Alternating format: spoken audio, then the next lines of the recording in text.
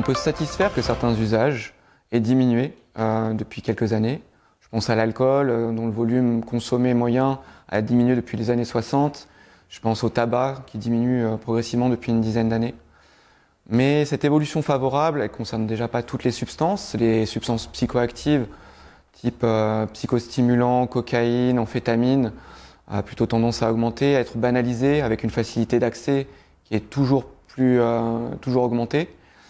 Et je ne suis pas sûr que le taux de dépendance, lui, va suivre la même évolution que le niveau d'usage, sachant au vu du contexte sanitaire déjà récent et des inquiétudes sociétales qu'on a depuis quelques décennies. On voit également qu'on est le premier pays expérimentateur de cannabis devant des pays où ce produit est dépénalisé, voire légalisé. Donc cela montre bien à quel point la répression n'est pas la bonne solution au problème des addictions, n'en déplaise à certains de nos dirigeants.